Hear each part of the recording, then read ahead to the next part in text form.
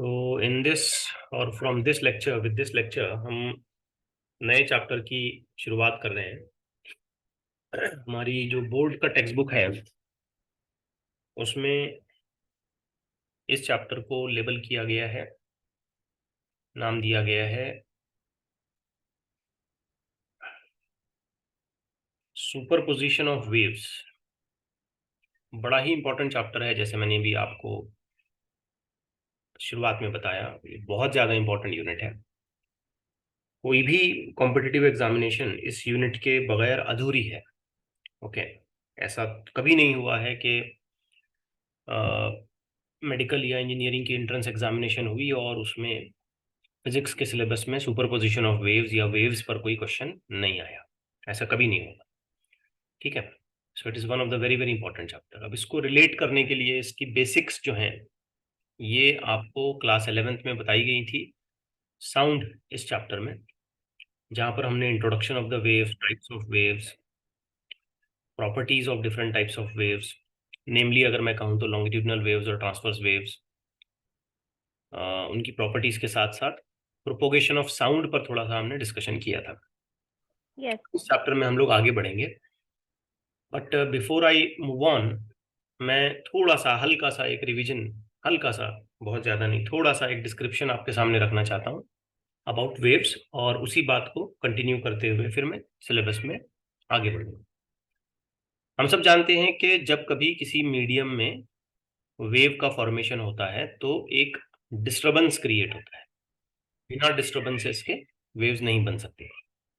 Okay, जैसे कि एक सीधी सादी रोप है, अगर आप उसको डिस्टर्ब करें, उसके शेप को चेंज करें तो उस पर वेव सेट की जा सकती है। काम वाटर है, प्लेन वाटर का सरफेस है, आपने उस पर एक स्टोन या एक छोटा सा पेबल को थ्रो किया, पत्थर को थ्रो किया आपने, तो आपने देखा कि उस पर रिपल्स बनने लग गए। तो वेव का एक नेचर या वेव का एक शेप वहां पर हमको नजर आता है। तो जहां कहीं भी हम फॉर्मेशन या प्रोपोगेशन ऑफ वेव की बात करते हैं वहां पे हम उस मीडियम को डिस्टर्ब करते हैं। ये पहली बात होगी। सेकंड, हमें ये याद रखना चाहिए कि वो डिस्टर्बेंसेस कैसे होंगे। तो इसका आंसर याद रखिए, the disturbances are always oscillatory. Yes, sir. Oscillator. तो वेव बनने के लिए ये सेकंड क्राइटेरिया है। मैं ये लिख नहीं रहा हूँ, ये सब 11th के लेक्चर्स में आप जाके यूट्यूब पे देख सकते हैं, साउंड चैप्टर की पूरी प्लेलिस्ट मौजूद है, वहां पे देख लें। मैं बस अपनी इंट्रोडक्शन में ये बातें बता रहा हूँ। तो जब कभी भी वेव बनेगी, किसी भी टाइप की, किसी भी नेचर की वेव बनी, उसमें जो डिस्टर्बेंसेस होंगे वो ऑसिलेटरी होंगे। ये सेकंड बात हमें याद रखनी। थर्ड, ये ऑसिलेटरी डिस्टर्बेंसेस एनर्जी को एक जगह से दूसरी जगह कैरी करेंगे, तभी वो वेव कहलाएगी।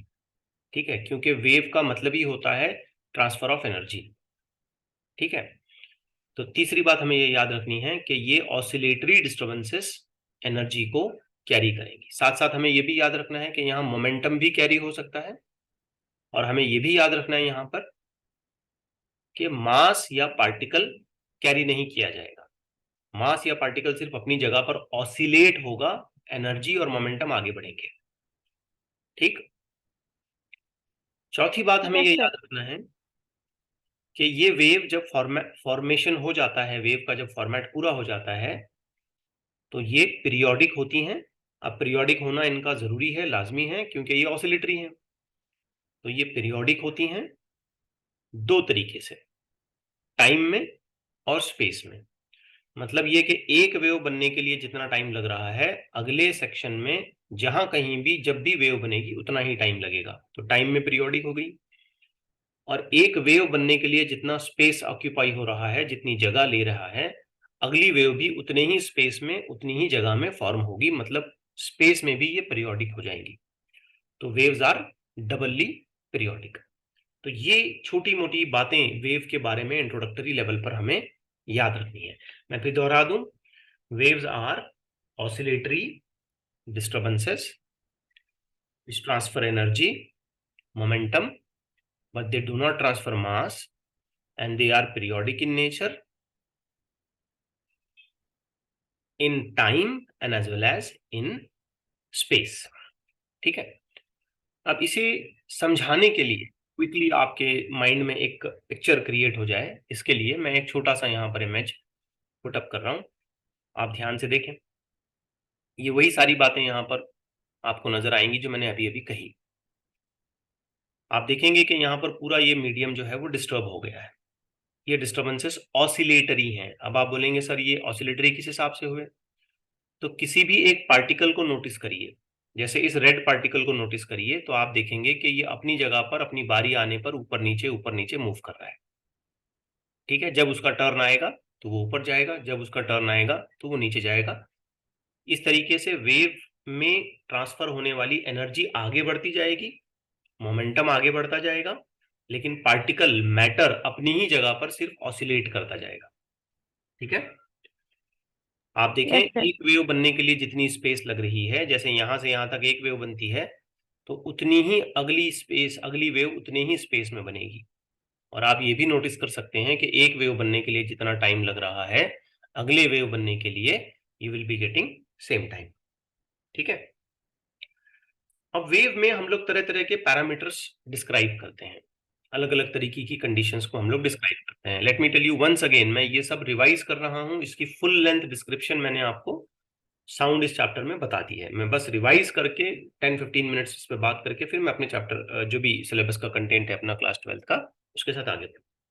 तो हम वेव में अलग अलग तरीके के पैरामीटर्स को डिस्क्राइब करते हैं, जिनमें सबसे पहला पैरामीटर आता है टाइम पीरियड। ठीक है, टी ऐसे बताते हैं, this is nothing but time required to complete one oscillation. जैसे ये पार्टिकल उठ के अगर नीचे से ऊपर जा रहा है और ऊपर से वापस दोबारा नीचे आता है, तो जो टाइम लगता है उसे हम टाइम पीरियड कहेंगे। और एक तरीके से भी यहां पर टाइम पीरियड की डेफिनेशन बनाई जा सकती है, जैसे टू कंप्लीट वन वेव, एक वेव पूरी होने में जितना टाइम लगा उसे हम कहते हैं टाइम पीरियड।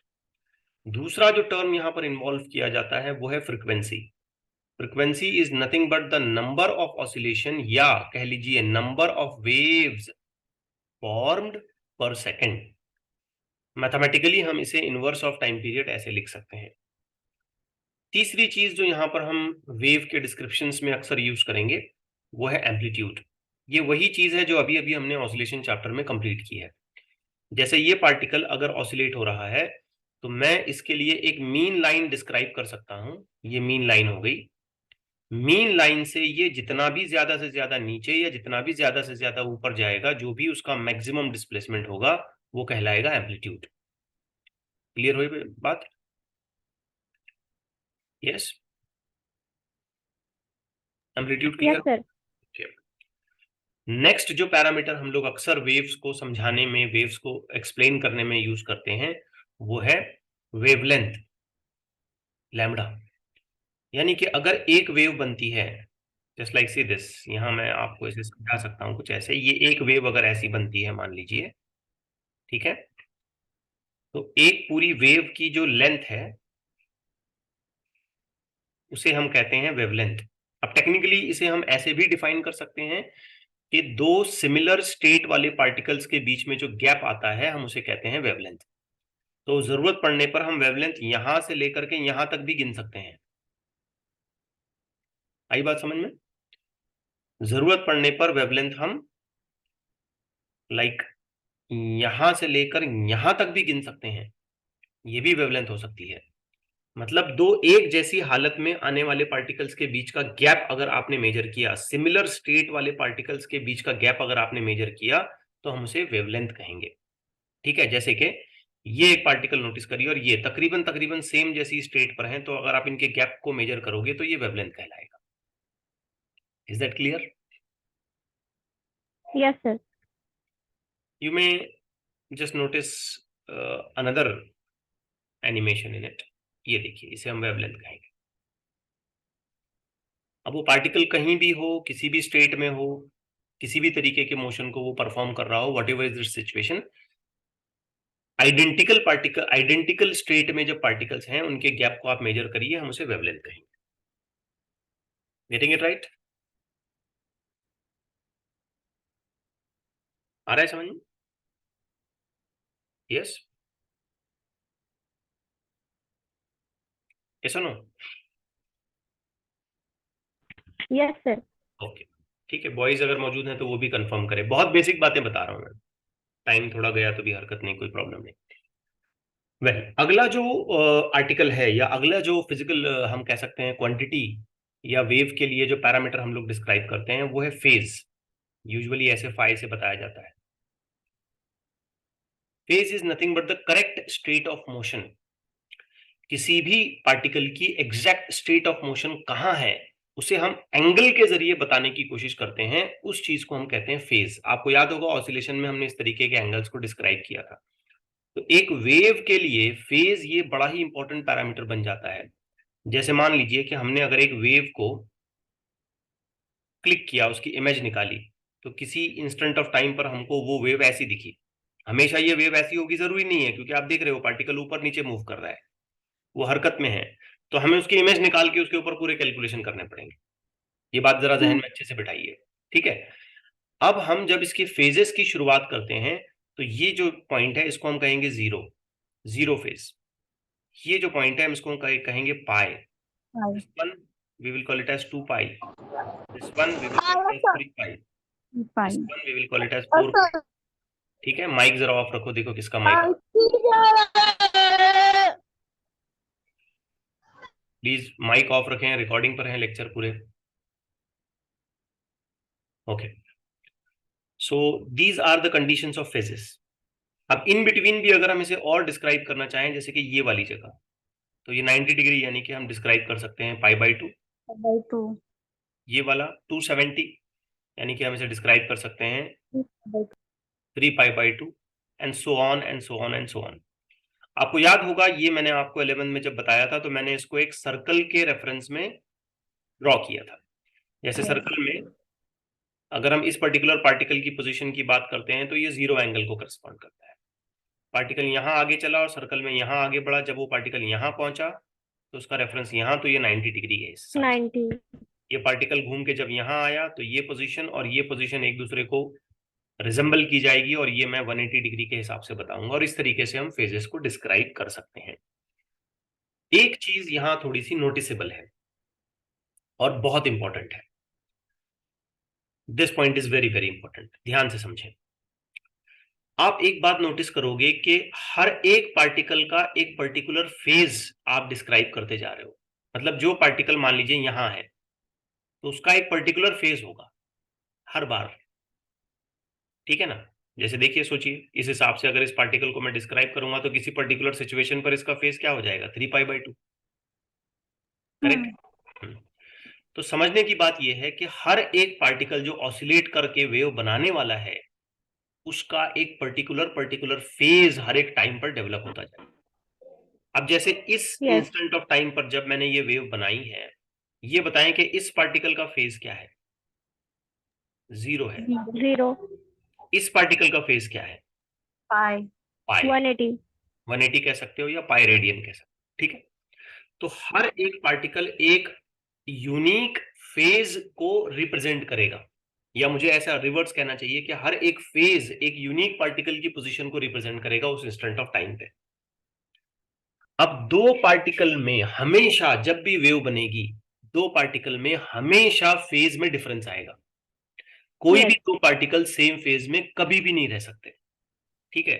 कभी नहीं रह सकते। जैसे देखिए, ये पार्टिकल भी मीन पर है, ये भी मीन पर है, ये भी मीन पर है, लेकिन इस पार्टिकल की इस इंस्टेंट ऑफ टाइम पर फेज क्या क्लेम की जाएगी? जीरो। इसकी क्लेम की जाएगी पाई, और इसकी क्लेम की जाएगी 2 पाई।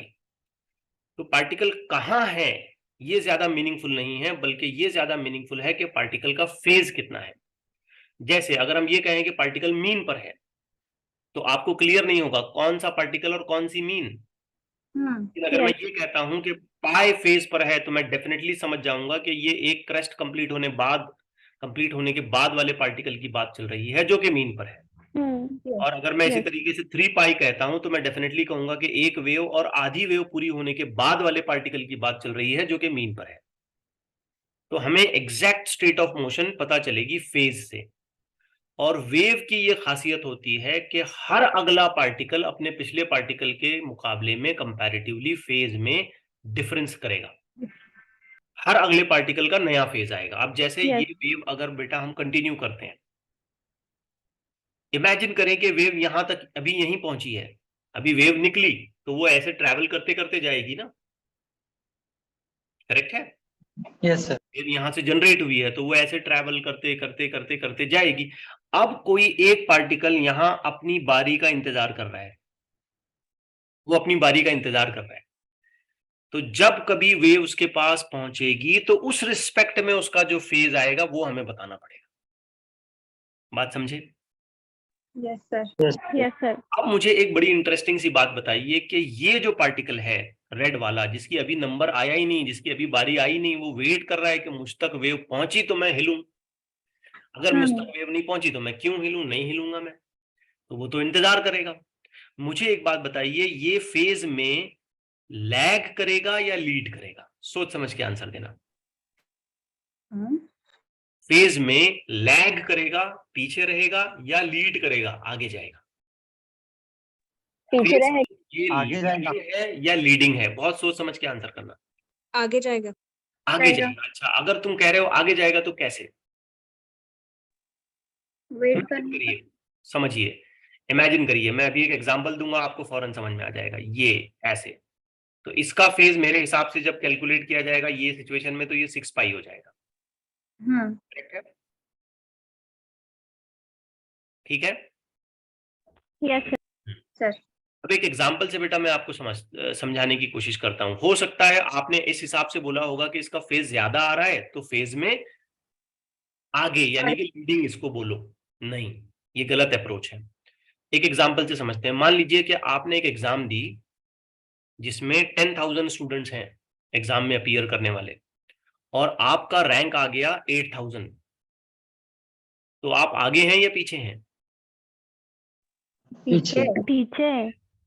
आपके रैंक का नंबर अगर बड़ा आता है तो खुशियां नहीं मनाना है आपने, समझ रही है ना बात? Yes, sir. उसी तरीके से फेज का नंबर अगर बड़ा आता है तो ये आगे नहीं जा रहा। पीछे है, फेज में ये लैगिंग है, लीडिंग नहीं है। ठीक है? नीट की एग्जाम हुई, मान लीजिए several lakhs of students appear कर रहे हैं और आपका नंबर जो है रैंक वो लाखों में आ रहा है, तो क्या आप स्वीट्स बांटना शुरू कर देंगे? अरे मेरा रैंक तो लाखों में आ गया। नहीं, बिल्कुल नहीं। ठीक है? You will be intending in a situation कि भाई मेरा रैंक कम से कम थाउजेंड्स में आ जाए, हंड्रेड्स में आ जाए, टेंस में आ जाए, और ज्यादा खुश होंगे। तो जितना छोटा फेज आएगा याद रखिए उतना वो लीडिंग सिनेरियो होगा, और जितना बड़ा फेज आएगा उतना वो लैगिंग सिनेरियो होगा।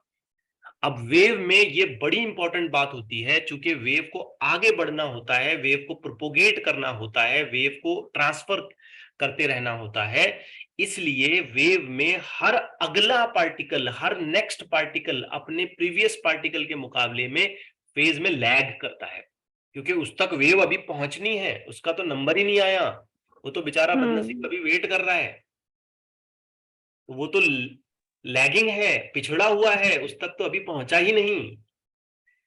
समझ आई बात? Yes, sir. तो ये फंडामेंटल अच्छे से याद रखिए। एक और बात इसमें कंपैरेटिवली हमें ये समझनी है कि अगर मैं एक सिंगल वेव के डिस्क्रिप्शन यहां पे बता दूं तो क्या ये चीज वेवलेंथ हो जाएगी? Yes, sir. अब नोटिस करिए कि एक करस्पॉन्डिंग वेवलेंथ के लिए कितना फेज में डिफरेंस क्रिएट करना पड़ता है? 2 पाई का फेज का डिफरेंस हमको क्रिएट करना पड़ता है, तो एक करस्पॉन्डिंग वेवलेंथ होती है।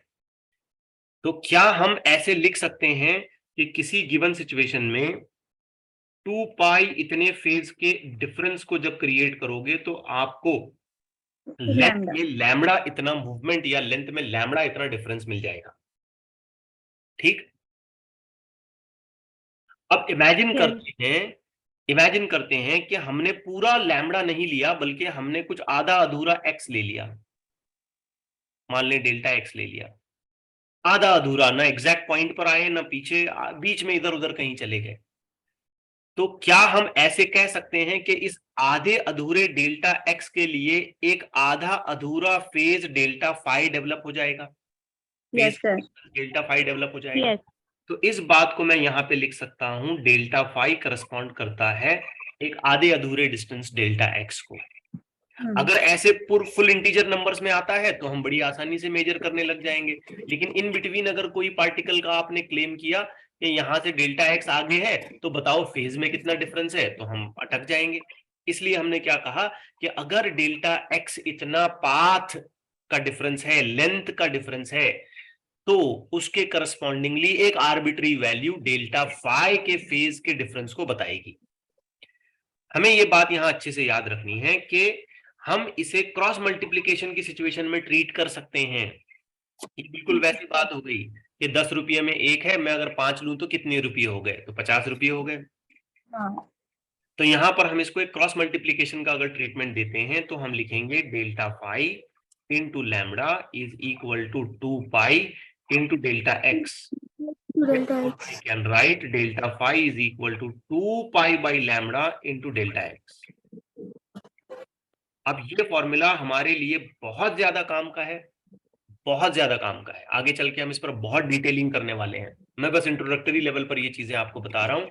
इसे अगर मैं और बेटर तरीके से लिखूं तो बेटा इसे कहा जाता है phase difference is equal to 2 pi by lambda into, इस फैक्टर को कहा जाता है पाथ। तो ये एक फॉर्मूला हमें बार बार अप्लाई करना होगा जब हम न्यूमेरिकल्स और स्टैंडर्ड कंसेप्ट्स को डेवलप करने होंगे। तो याद रखिए phase difference is always equal to 2 pi by lambda into corresponding path difference. Getting the point?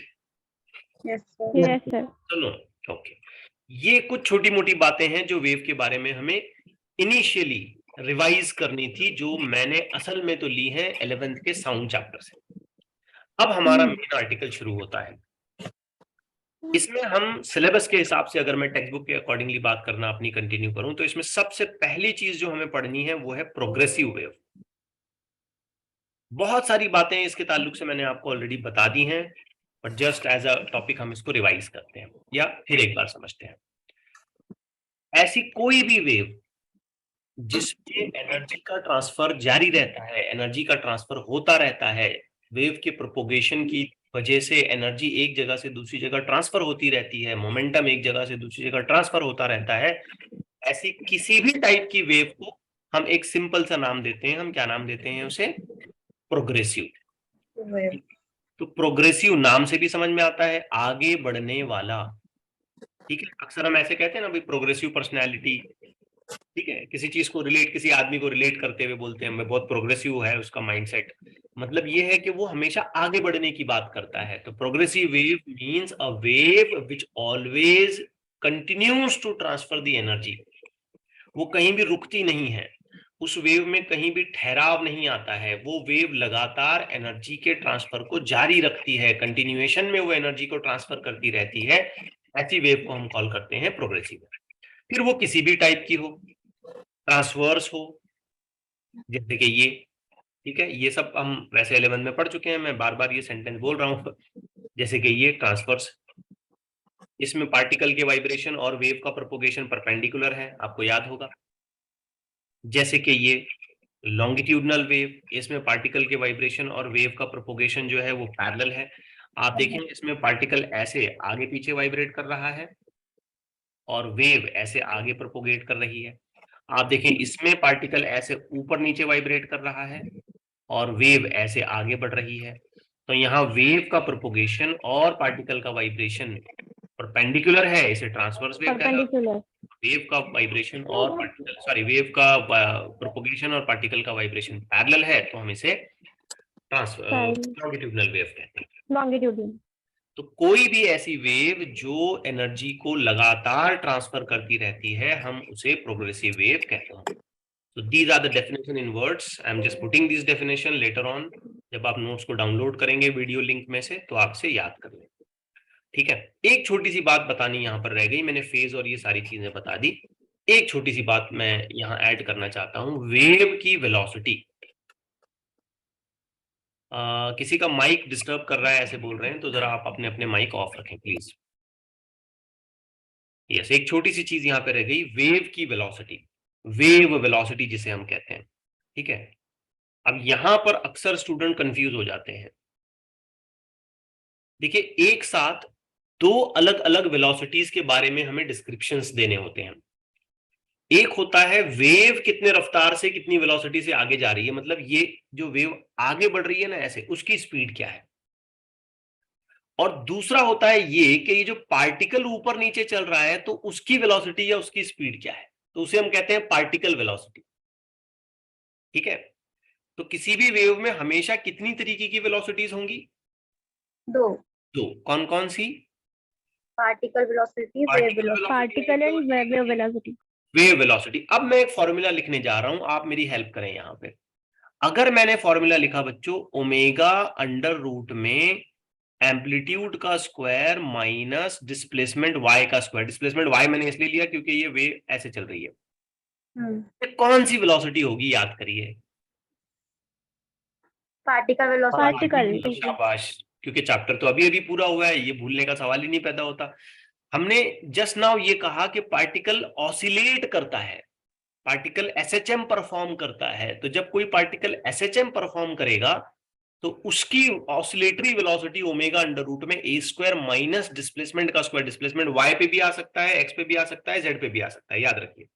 यहां इस हिसाब से देखें तो ये वाई पे हो रहा है ना, इसलिए मैंने वाई का स्क्वायर लिखा। क्लियर हो रही है बात?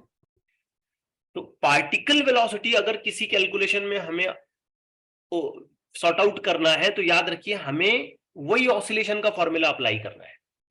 लेकिन जब हम वेव की वेलोसिटी की बात करेंगे तो हम इसे बड़े सिंपल तरीके से कुछ ऐसे डिफाइन करेंगे। अगर मैं सीधे सीधे वेलोसिटी की डेफिनेशन लिखता हूं तो मैं ऐसे लिखूंगा ना, डिस्टेंस या डिस्प्लेसमेंट कह लीजिए अपॉन टाइम। करेक्ट है? Yes sir. आसान तरीका, अगर मैं से स्पीड की भी सिनेरियो में डिफाइन करूं तो ये हो जाएगा डिस्टेंस अपॉन टाइम। अब मुझे एक बात बताइए कि ये यहां से लेकर के यहां तक अगर वेव ने ट्रेवल किया तो उसने कितना डिस्टेंस ट्रेवल किया? लैम्बडा। Lambda, very good. तो डिस्टेंस की जगह पे हमने लिखा लैम्बडा। और यहां से लेके यहां तक अगर वेव बनती है तो बेसिकली वो एक सिंगल वेव है या एक सिंगल ऑसिलेशन है, तो कितना टाइम लगा? टी। टी। तो वेव वेलोसिटी का सबसे इजी फॉर्मूला आपके सामने आ गया, लैम्बडा बाई टी। बट हम ये देखते हैं कि 1/t is nothing but what? Frequency. N, frequency. तो हम वेव की वेलोसिटी को मेंशन करते हैं v is equal to N lambda. अब ये फॉर्मूला आपने कई बार 11th में भी यूज किया है, ठीक है, जस्ट एक रिवीजन के तौर पे मैंने आपके सामने रखा। अब ये जो फॉर्मूला है ये दुनिया की कोई भी वेव हो उसके लिए एप्लीकेबल है, ठीक है, मैकेनिकल हो या इलेक्ट्रोमैग्नेटिक हो, जो हम लोग जनरली सिलेबस में पढ़ते हैं उसके लिए एप्लीकेबल है। चाहे ट्रांसवर्स हो, चाहे लॉन्गिट्यूडनल हो, चाहे इलेक्ट्रोमैग्नेटिक स्पेक्ट्रम में की कोई भी वेव हो, किसी भी टाइप की हो, ठीक है। v is equal to N lambda, इससे हम वेव की वेलोसिटी निकालेंगे। याद रखिए जब पार्टिकल की वेलोसिटी की बारी आएगी तो हमें ऑसिलेटरी कंडीशन ऑफ फॉर्मूले को देखना पड़ेगा। मैं यहां कुछ चीजें आपसे सुनना चाहता हूं। किसी भी वेव की कितनी वेलोसिटीज होंगी? दो। Two types. One is what? Particle and one for wave. चलिए, one is particle velocity that is with which the particle is oscillating, and another one is what? Wave velocity with which the wave is propagating. ये दो अलग बातें हैं। बात अच्छे से समझ में आ रही है आपके? Yes sir. अब हम लोग थे प्रोग्रेसिव वेव पर। तो प्रोग्रेसिव वेव की तो मैंने आपको डेफिनेशन बता दी कि भाई जब भी एनर्जी के ट्रांसफर के साथ कोई वेव जारी रहती है, कंटिन्यूएशन में रहती है, तो उसे हम कॉल करते हैं प्रोग्रेसिव वेव। कुछ प्रॉपर्टीज प्रोग्रेसिव वेव की हमारी सिलेबस थियरी के पेपर में पूछा जाता है, ठीक है। तो ये आर्टिकल मैं बस थियरी के पॉइंट ऑफ व्यू से आपको फौरन ही बता दूंगा। कुछ सिंपल सिंपल प्रॉपर्टीज हैं, जैसे जब भी कहीं प्रोग्रेसिव वेव फॉर्म होगी तो मीडियम के पार्टिकल्स जो हैं वो सिंपल हार्मोनिक मोशन करेंगे। कोई नई बात नहीं है, वी ऑलरेडी नो दिस, ठीक है। मीन पोजीशन के अक्रॉस वो सिंपल हार्मोनिक मोशन कैरी करेंगे। दूसरी बात, जब कभी भी जहां कहीं भी प्रोग्रेसिव वेव फॉर्म होगी सभी पार्टिकल एक ही तरीके के एम्पलीट्यूड को देखेंगे, एक ही तरीके के टाइम पीरियड को देखेंगे और एक ही तरीके की फ्रीक्वेंसी को फॉलो करेंगे। बिल्कुल सही बात है। देखिए एक ही एम्पलीट्यूड है, मतलब जरा यहां समझिए, इस रेड पार्टिकल को देखिए और इस रेड पार्टिकल को देखिए, ये ज्यादा से ज्यादा जितना ऊपर जाता है ये वाला भी ज्यादा से ज्यादा उतना ही ऊपर जाता है। Yes. इनका एम्पलीट्यूड एक सेम लेवल पर ही आता है।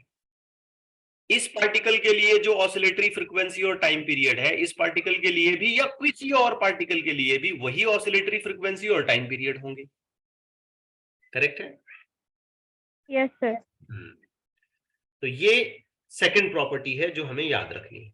ठीक है, थर्ड प्रॉपर्टी, हर अगले पार्टिकल के बारे में जैसे मैंने अभी आपको बताया एक नया फेज आइडेंटिफाई किया जाएगा। इन फैक्ट मोर पर्टिकुलर कहें तो हम ये कहेंगे कि हर अगला पार्टिकल फेज में लैग करेगा, पीछे रहेगा, क्योंकि उस तक वेव लेट पहुंचेगी। तो जब वेव उस तक पहुंचेगी, जब उसका नंबर आएगा, तो उस वक्त वहां फेज की जो वैल्यू डेवलप होगी वो उसे देनी पड़ेगी। क्लियर है बात? Yes, Yes, sir. sir. हर एक पार्टिकल जब वेव के अंदर ऑसिलेट कर रहा होगा तो एक मोमेंट, एक टाइम, एक इंस्टेंट ऐसा आएगा जब वो रुक जाएगा। ऐसा जरूर होगा। आप Yes. जानते हैं वो मोमेंट, वो टाइम कहां है या कब आएगा? आंसर है पार्टिकल जब अपने एक्सट्रीम पर पहुंचता है। पार्टिकल जब एक्सट्रीम पर पहुंचा तो उसे पलट के नीचे आना है, तो रुक के फिर पलटा, फिर नीचे आया। तो यहां हमें एसएचएम की कैरेक्टरिस्टिक्स अप्लाई करनी है कि पार्टिकल एसएचएम में अपनी एक्सट्रीम पर रुकता है और मीन पर वो सबसे फास्ट होता है। आई बात समझ में? Yes. Yes, तो प्रोग्रेसिव वेव के लिए हम ये भी कैरेक्टरिस्टिक लगाते हैं कि each particle comes to rest momentarily while at extreme position, so on the particle carries a maximum velocity when the particle is at its mean position. This is also a next property we should remember. अगली बात, तो progressive wave की अपनी individual identity है, individual characteristic है कि progressive wave में हमेशा एनर्जी और मोमेंटम ये दोनों चीजें कैरी होती रहेंगी, ट्रांसफर होती रहेंगी, जबकि हम जानते हैं कि कोई मैटर, कोई मास ट्रांसफर नहीं होगा। There will be only and only transfer of energy and momentum. Getting it right? Yes, sir. जब प्रोग्रेसिव वेव किसी मीडियम में डेवलप होगी तो जाहिरी बात है, अगर हम मैकेनिकल वेव्स की बात करते हैं तो उस मीडियम के फिजिकल पैरामीटर्स चेंज होंगे। जैसे सिंपल एक रस्सी है, आपने उस पर वेव बना दी तो आपने उसका शेप चेंज कर दिया। आपने हवा में वेव बना दी, कंप्रेशन कर दिया आपने, तो आपने वहां डेंसिटी चेंज कर दी, वॉल्यूम चेंज कर दिया। तो अलग अलग टाइप के वेव्स के हिसाब से अलग अलग फिजिकल पैरामीटर्स उसके चेंज होंगे। वेव बनने का मतलब ही है कि वहां पर बिगाड़ आएगा, डिस्टर्बेंसेस आएंगे, लेकिन अच्छा बिगाड़, तितर बितर नहीं होगा, यूनिफॉर्मिटी के साथ होगा, सही तरीके से होगा। बात आई समझ में? So these are Yes, few sir. Next properties, जैसे कि यहाँ पर डेंसिटी चेंज हो सकती है, इलास्टिक बिहेवियर चाहिए, टेंशन चेंज हो सकता है, प्रेशर चेंज हो सकता है। अक्सर हम मैकेनिकल प्रोग्रेसिव वेव्स को दो कैरेक्टरिस्टिक्स दो टाइप्स में बांटते हैं, एक ट्रांसफर और एक लॉन्गिट्यूडनल। इसके सारे डिस्क्रिप्शंस आपको क्लास 11 में सिखाए जा चुके हैं। फर्दर मोर हम ये देखेंगे कि ये वेव्स सॉलिड में, लिक्विड में और फ्लूइड्स में, मतलब गैसीय सिस्टम में किस तरीके से प्रोपोगेट की जा सकती हैं बेस्ड ऑन कि ट्रांसवर्स वेव जो है ये can propagate through solid, but only longitudinal waves can propagate through fluids. This property is little bit I may say ambiguous, थोड़ी सी इसमें गड़बड़ है, you can skip it। बाकी सारी प्रॉपर्टीज आप थियोरी के हिसाब से याद करेंगे, थियोरी एग्जामिनेशन के हिसाब से याद करेंगे। ठीक है, now coming to the most important part of today's lecture, this is going to be a really game changing condition, equation of a progressive wave.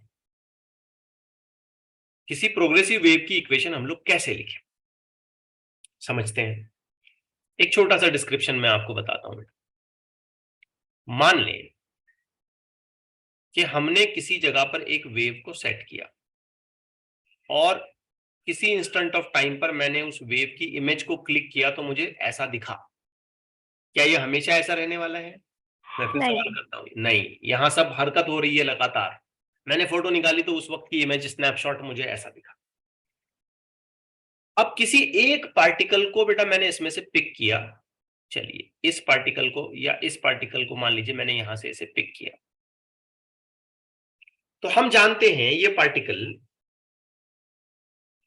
इस पर्टिकुलर लाइन पर ऑसिलेट कर रहा है। जैसा शेप उस तक आएगा, जो कैरेक्टरिस्टिक्स उस तक पहुंचेगी, जो वैरायटी ऑफ मोशन उसके पास आएगा, उसके हिसाब से वो ऐसे मूव कर रहा है। क्या कहते हो? सही है? यस सर, सही है। ओके। तो अगर ये वेव इधर ट्रांसफर हो रही है, समझिए बात को, तो मुझे आप ये बताइए कि इस पार्टिकल की डिस्प्लेसमेंट फिलहाल इस इंस्टेंट ऑफ टाइम पर कैसी है? पॉजिटिव है या नेगेटिव है? ये मीन लाइन है, मीन के नीचे है ये। मीन के नीचे, नेगेटिव। मीन के नीचे नेगेटिव, सही है ना? Yes sir. अगर पार्टिकल मैं यहां चॉइस करता मान लो, तो मीन के ऊपर तो पॉजिटिव आता, चीज हो गई। तो कोई भी पार्टिकल अगर मीन लाइन के नीचे है तो उसका डिस्प्लेसमेंट नेगेटिव माना जाएगा, मीन लाइन के ऊपर है तो उसका डिस्प्लेसमेंट पॉजिटिव माना जाएगा।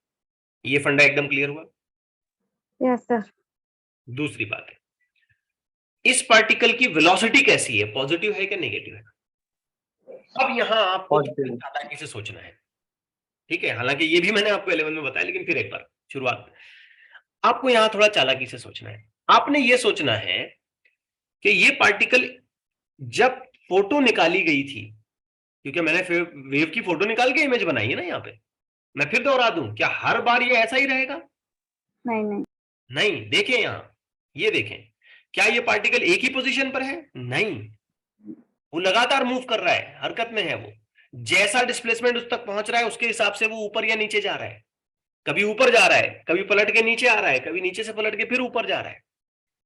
तो हम वेव की जब कभी ऐसी डायग्राम निकालते हैं तो याद रखिए वो किसी एक इंस्टेंट पर निकाला हुआ सेल्फी है, वेव का सेल्फी है वो, समझे?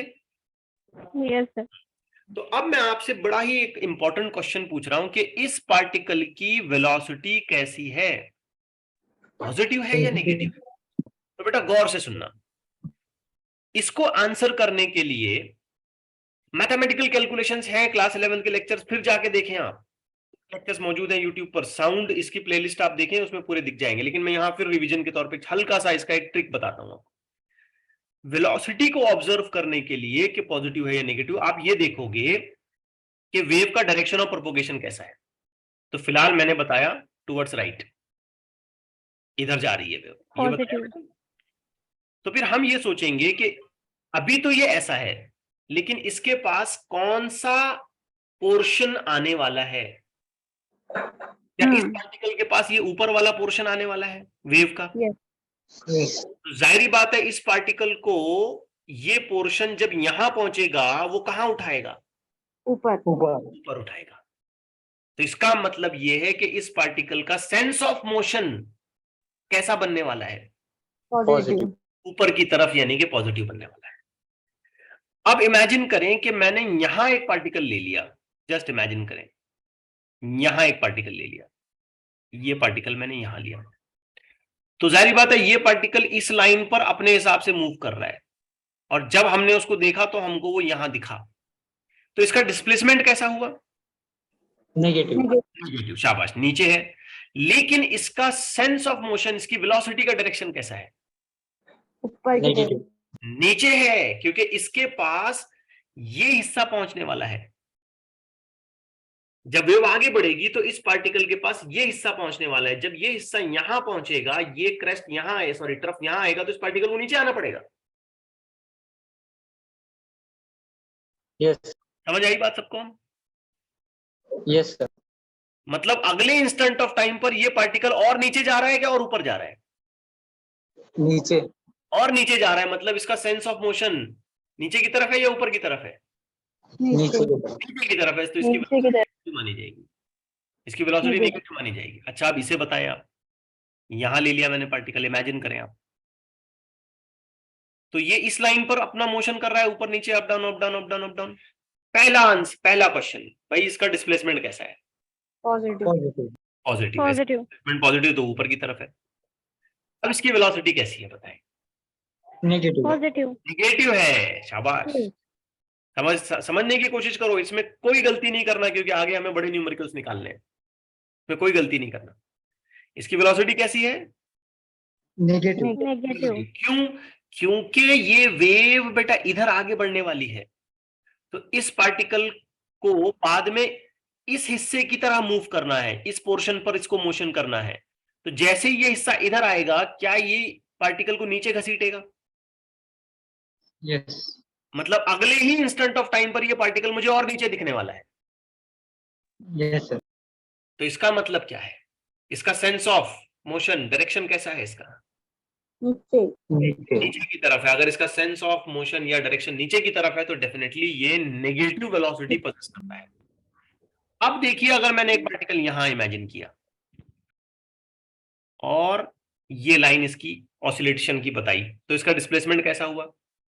पॉजिटिव। पॉजिटिव। लेकिन सोच समझ के बताना इसकी वेलोसिटी कैसी हुई? नेगेटिव। पॉजिटिव। शाबाश। पॉजिटिव। आधा अधूरा ज्ञान नहीं, ये कोई गलत आंसर दे रहे हैं, बार बार गलत आंसर दे रहे हैं। इसकी वेलोसिटी कैसी होगी? पॉजिटिव। पॉजिटिव। बिल्कुल सही है। कैसे पॉजिटिव, जरा सोचें। क्या इस पार्टिकल को अगले ही इंस्टेंट में ये पोर्शन मिलने वाला है? क्योंकि वेव तो ऐसे आगे बढ़नी है। अगर इस वेव को ऐसे आगे बढ़नी है तो इस पार्टिकल के पास अगले ही इंस्टेंट ऑफ टाइम पर एक ऐसा शेप आ जाएगा जो पार्टिकल को ऊपर उठा रहा है। करेक्ट है? Yes sir. अगर अगले इंस्टेंट वाला मोशन उसे उसे और ऊपर उठा रहा है, इसका मतलब उस पार्टिकल की वेलोसिटी पॉजिटिव मानी जाएगी। क्लियर की बात? ऐसा नो? Yes sir. अब मैं कुछ चीजें यहां मेंशन करना चाहता हूं। ये मान ले पार्टिकल 1 है, ये पार्टिकल 2 है, ये पार्टिकल 3 है, ये पार्टिकल 4 है। 1 2 3 4 डिस्प्लेसमेंट, वेलोसिटी, एक्सेलरेशन। ठीक है, आप देखें, आप ऑसिलेशन को कितना समझते हैं उसके हिसाब से आप आंसर करें। फिर भी मैं आपको कहूंगा कि इसके और डिटेल समझने के लिए आप साउंड की प्लेलिस्ट में जाइए। आपको ये लेक्चर, ये पूरा डिटेल में वहां फिर एक बार मिल जाएगा, पूरा मौजूद है वहां पे। ठीक है, मैं ये बस रिवीजन के तौर पे ले रहा हूं। और स्लोप व्लोप का कैलकुलेशन भी होता है इसमें, वो यहां नहीं बता रहा हूं मैं, वो पूरा आपको 11 में बताया जा चुका है। अब बताइए, पार्टिकल 1 डिस्प्लेसमेंट कैसा? नेगेटिव। वेलोसिटी कैसी? पॉजिटिव। एक्सेलरेशन कैसा? फंस गई गाड़ी। तो आप अगर छोटा सा काम करें, acceleration is equal to minus omega square into displacement. Displacement Y ले रहा हूं ना मैं, ऐसे हो रहा है ना डिस्प्लेसमेंट, इसलिए वाई ले रहा हूं, डरे नहीं। तो सोचे, अगर डिस्प्लेसमेंट पॉजिटिव हो गया तो एक्सेलरेशन का वैल्यू तो नेगेटिव आ जाएगा, क्योंकि डिस्प्लेसमेंट पॉजिटिव है। हाँ या ना? यस। और सोचे, अगर डिस्प्लेसमेंट नेगेटिव हो गया, एक्सेलरेशन पॉजिटिव। एक्सेलरेशन पॉजिटिव हो गया, ये माइनस आपस में पॉजिटिव हो जाएगी। बिल्कुल सही। Yes sir. तो इस सिनेरियो में मैं यहां कहूंगा कि एक्सेलरेशन कैसा आएगा? पॉजिटिव। पॉजिटिव आएगा। पार्टिकल सेकंड के बारे में ओपिनियन दे दें जल्दी जल्दी। पॉजिटिव। शाबाश, negative. Very good, negative. Very good. Particle 3 के बारे में? पॉजिटिव। Very good, positive. शाबाश, नेगेटिव। नेगेटिव। पार्टिकल 4 के बारे में? नेगेटिव। बढ़िया, negative. Negative, very good, positive. Positive. तो ये कुछ बेसिक चीजें मैंने यहां आपके सामने रखी कि भाई देख के कैसे पकड़ लें। आप जानते हैं ये सब कुछ उल्टा हो जाएगा अगर मैंने ये कहा कि वेव इधर नहीं जा रही है, लेफ्ट को जा रही है। Yes sir. पलट जाएगा, वेलोसिटी पलट जाएगी। सब कुछ तो नहीं बोल सकते, वेलोसिटी का डायरेक्शन पलट जाएगा इसमें। अब मेन चीज जो हमें यहां पर डिस्कस करनी है वो है equation of simple harmonic progressive wave. मैं एक 10 मिनट में ये आर्टिकल आपके सामने रखता हूं, और ये याद रखें कि ये हमारी थियरी के लिए भी इंपॉर्टेंट है, कॉम्पिटिटिव एग्जामिनेशंस के लिए भी इंपॉर्टेंट है। जब कभी भी जिस किसी टाइप के एग्जामिनेशन के बारे में बात करें, ये एक इंपॉर्टेंट आर्टिकल। आप मुझे एक बेसिक बात बताइए बेटा, जब कभी वेव बनती है तो मीडियम किस तरीके का मोशन करता है? मीडियम में किस तरीके का मोशन होता है? बात हो चुकी है। वेव बनने के लिए मीडियम का मोशन कैसे होता है, पार्टिकल्स कैसे मूव करते हैं, which type of motion the particles perform, oscillatory. Oscillatory, that's it, बिल्कुल क्लियर। तो क्लियरिटी के साथ इस बात को समझिए, y is equal to a sine omega t, क्या कहते हो? Yes, sir. Yes, sir. जो हमें थ्योरी में आ रहा था, समझ में आ रहा था, अंदाजा हम ले रहे थे, उसका हमने मैथमेटिकल इक्वेशन लिखा। अब मैं छोटा सा सवाल करता हूं, मैंने ऐसी इक्वेशन क्यों लिखी? Because it is oscillation. Oscillatory motion chapter अभी पढ़ा हमने। ऑसिलेटरी मोशन में जब कभी पार्टिकल एसएचएम परफॉर्म करता है तो पार्टिकल की डिस्प्लेसमेंट ऐसे ही लिखी जाती है। The descriptions are given in the SHM chapter. Yes. But इससे हमको ये नहीं पता चल रहा है, हमको इससे ये नहीं पता चल रहा है कि ये वेव बन रहा है, इससे हमको खाली ये पता चल रहा है कि पार्टिकल ऊपर नीचे हो रहा है। वेव के बारे में हमें कुछ नहीं पता चल रहा है। दिक्कत कहां आ गई, समझ में आई बात? इक्वेशन तो 100% परफेक्ट है, लेकिन दिक्कत कहां आई? बात समझ आई? वेव है या नहीं? हाँ, वेव है या नहीं, वेव है या नहीं ये हमें पता है, कैसे पता चलेगा? इससे कि ये आगे बढ़ा, आगे बढ़ने वाला कोई टर्म इसमें आना चाहिए, ऐसा कोई टर्म इसमें हमको एडजस्ट करना पड़ेगा जिससे हमें ये अंदाजा हो जाए कि ये ऑसिलेट तो हो रहा है लेकिन साथ साथ आगे भी बढ़ रहा है। तो मैं एक काम करता हूं, यहां पे इसके फेज को बदलता हूं, फेज बदल देता हूं मैं, माइनस डेल्टा, एक एक्स्ट्रा फेज लगा देता हूं, एक एक्स्ट्रा फेज का टर्म यहां पे मैं जोड़ देता हूं, क्योंकि आगे बढ़ने को हम किस चीज से रिप्रेजेंट करेंगे पता है? किस चीज से रिप्रेजेंट करेंगे हम? फेज से। फेज से। तो एक एक्स्ट्रा फेज मैं यहां पे अटैच करूंगा। अब आप बोलेंगे सर माइनस क्यों किया?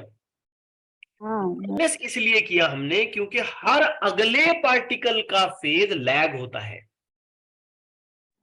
हर अगले पार्टिकल का फेज क्या होता है? Lag.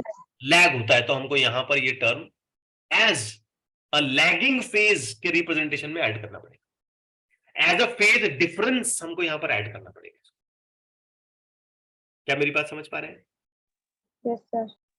अगर मैं ये चीज माइनस डेल्टा की यहां से हटा दूं, सिर्फ इतना आपके सामने लिखूं, तो किस चीज का अंदाजा हुआ?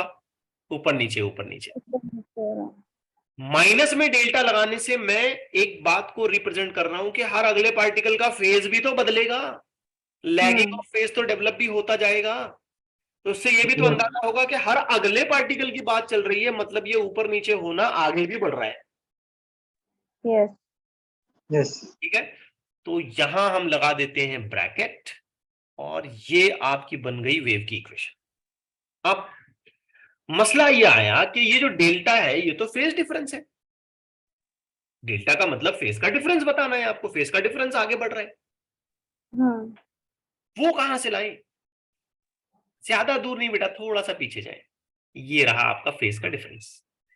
कैसे बताओगे? 2 pi by lambda into particle to x. अगर मैं ये कहूं कि मैंने एक्स दूरी पे एक दूसरा पार्टिकल निकाला, बताओ उसका डिस्प्लेसमेंट क्या है? बेटा यही इक्वेशन ना मैं ऐसे लिखूंगा, y is equal to a sine omega t minus 2 pi by lambda into x. खेल खत्म। आया समझ में? Yes. ये टर्म अगर न हो तो हम खाली ऑसिलेशन की बात कर रहे हैं, और ये टर्म अगर है तो हम बोल रहे हैं ऑसिलेशन है और आगे भी बढ़ रहा है। तो ये हो गई हमारी वेव की इक्वेशन। कितना सिंपल था, देखो कितना आसान। और इसे हमने जनरल फॉर्मेट में क्लास 11 में पढ़ा था, याद है? हमने ये कहा था कि there should be a term associated with t and there should be a term associated with position, coefficient of time, coefficient of position. याद आया कुछ? Yes sir.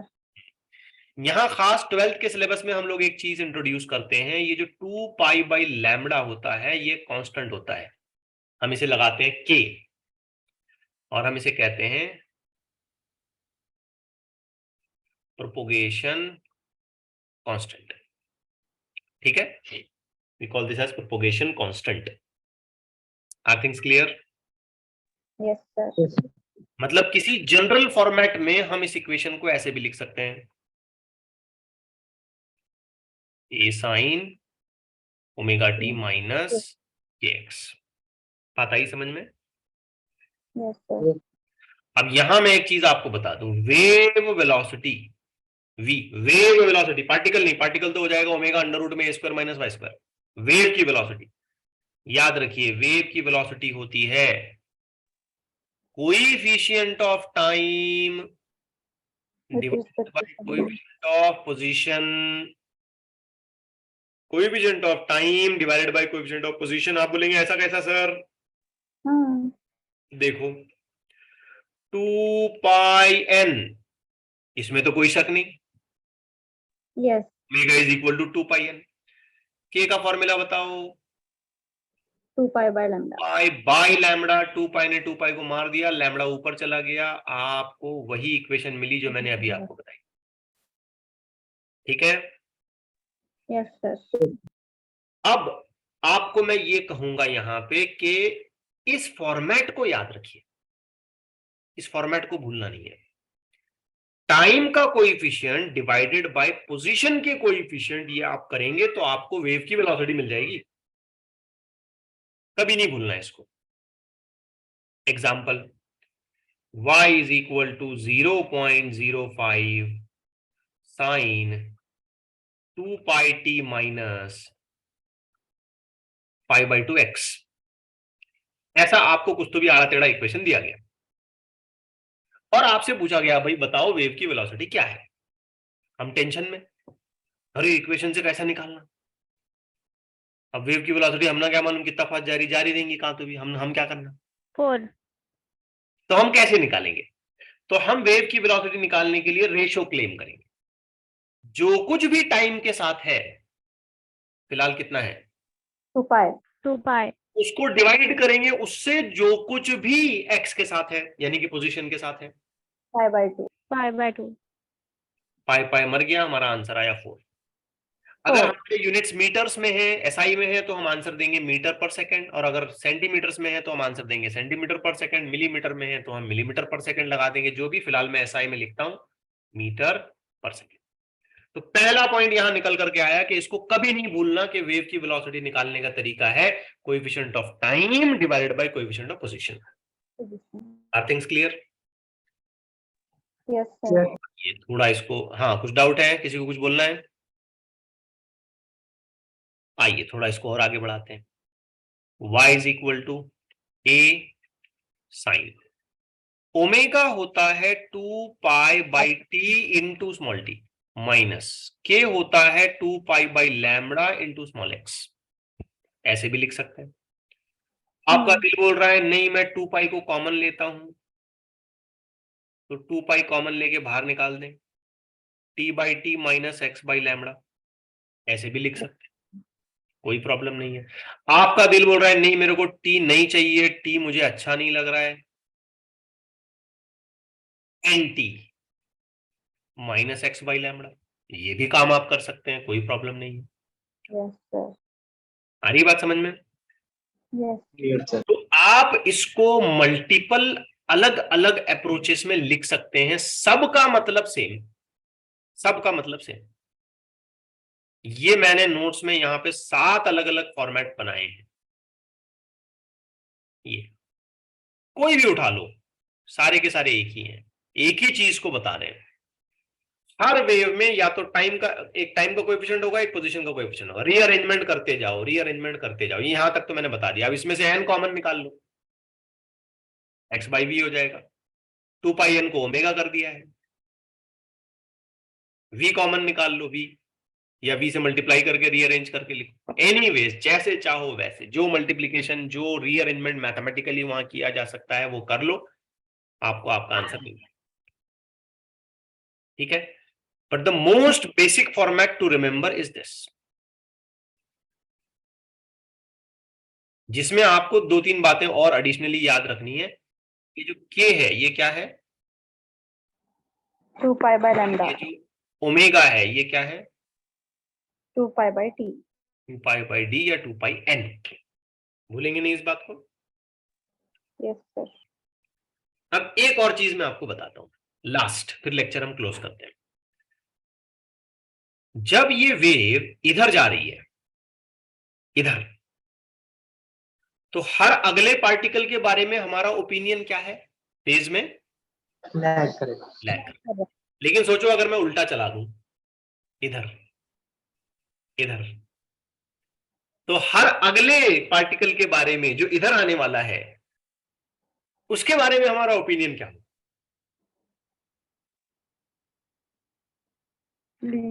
लीड। बिल्कुल सही बात है, सही बात है ना, लीड ही बोलना पड़ेगा ना। आया नहीं आया समझ में? yes sir, टेक्निकली तो वो लीड नहीं कर, एक्चुअल में वो लीड नहीं कर रहा है, एक अंदाजा, ओपिनियन, रेफरेंस। इधर नहीं जा रहे, इधर जा रहे। भाई मेरे, मैंने इस वेव की एक इमेज निकाली मान ले। अब इधर के सारे फेजेस तो मैं ऐसे दूंगा ना, 2 पाई 4 पाई 6 पाई 8 पाई 10 पाई। अब इधर जा रहा तो मैं ऐसे बोलूंगा ना, 2 पाई के बाद 4 पाई आया था, फिर 6 पाई आया था, फिर 8 पाई आया था, ऐसे बोलूंगा। लेकिन वैसे ही मैंने इमेज निकाली 2 पाई 4 पाई 6 पाई, लेकिन इधर जा रहा था, तो मुझे क्या बोलना पड़ेगा? 6 पाई के बाद 4 पाई, उससे 4 पहले, pi, उससे पहले 2 pi, 2 पाई, उससे पहले pi, पाई, फिर ऐसे ऐसे जाऊंगा ना मैं। हाँ, तो मुझे इक्वेशन में कहीं फर्क करना पड़ेगा। इक्वेशन में इस बात को भी डिस्क्राइब करना पड़ेगा कि वेव राइट को जा रही है कि लेफ्ट को जा रही है। तो मैं एक छोटा सा चेंज करता हूं, कुछ भी नहीं, छोटा सा चेंज दिखा, इधर इधर इधर किया मैंने। इधर क्या कर रहा हूं? plus, plus. तो बेसिक बात याद रखो, अगर यहां बीच में माइनस है तो वेव किधर ट्रैवल कर रही है? Positive x direction. बेसिक बात भूलना नहीं, अगर इन दोनों के बीच में माइनस आया तो वेव किधर चल रही है? positive, पॉजिटिव एक्स डायरेक्शन में चल रही है। और अगर इन दोनों के बीच में प्लस आया तो वेव किधर चल रही है? Negative x direction. मतलब इन सभी इक्वेशंस में क्या आना चाहिए? plus, plus, जरूरत पड़ी तो माइनस, जरूरत पड़ी तो प्लस। मैं फिर रिपीट कर रहा हूं, माइनस कब आएगा दोनों के बीच में? जब पॉजिटिव डायरेक्शन। हाँ, जब वेव का प्रोपोगेशन पॉजिटिव एक्स डायरेक्शन में होता है और इन दोनों के बीच में, टाइम और एक्स कोऑर्डिनेट्स के बीच में, टाइम और एक्स कोएफिशिएंट्स के बीच में प्लस कब आएगा? negative, negative x. जब वेव प्रोपोगेट करती है, बोले negative x direction, negative x direction में। मैंने इसे लिख दिया यहाँ पे, ये आपको नोट्स में बाद में पढ़ने में दिक्कत नहीं होगी। ठीक है, मैं बिल्कुल थ्योरेटिकली इन चीजों को बता रहा हूं, इसमें ज्यादा मैं मैथमेटिकली उलझ नहीं रहा हूं, क्योंकि एग्जाम के स्कोप में इन चीजों की जरूरत भी नहीं है। हम बस याद रख लेंगे, अगर इधर जा रही है वेव तो हमने बीच में नेगेटिव लगाना है, और अगर पॉजिटिव एक्स डायरेक्शन में, नेगेटिव एक्स डायरेक्शन में वेव चल रही है तो हमने बीच में प्लस लगाना है। That's it. सेम फॉलो होगा वाई एक्सिस के लिए भी। ठीक है। अच्छा, एक और बात खत्म करके मैं, मतलब बात पूरी करके लेक्चर खत्म कर देता हूं।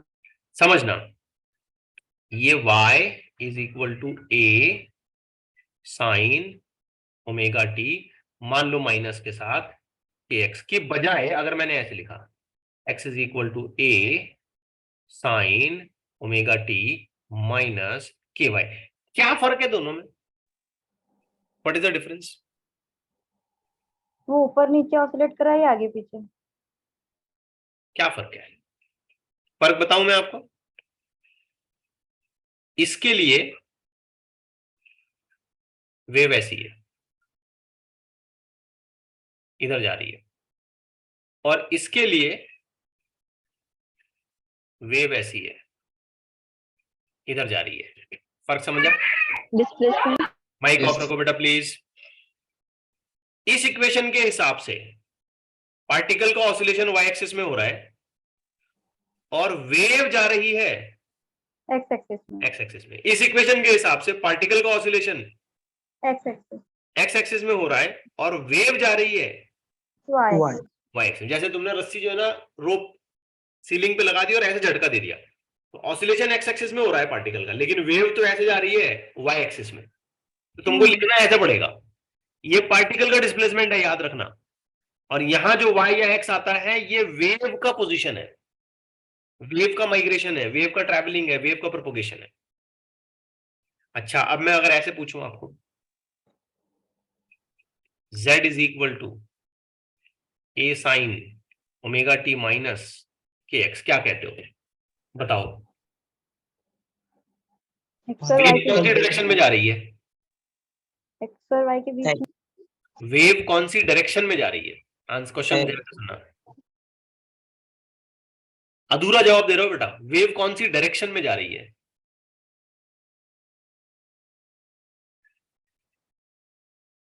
बीच में क्या है यहाँ? Minus minus. माइनस यहाँ क्या आया? एक्स। मतलब वेव कौन सी डायरेक्शन में प्रोपोगेशन कर रही है? Positive x positive x direction में, शाबाश।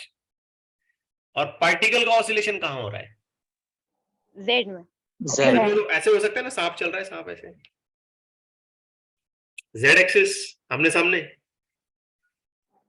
यस सर ऐसे, और आगे जाए ऐसे ऐसे ऐसे। अच्छा, अगर ये इक्वेशन मैंने ऐसी लिख दी तो समझ के बताना।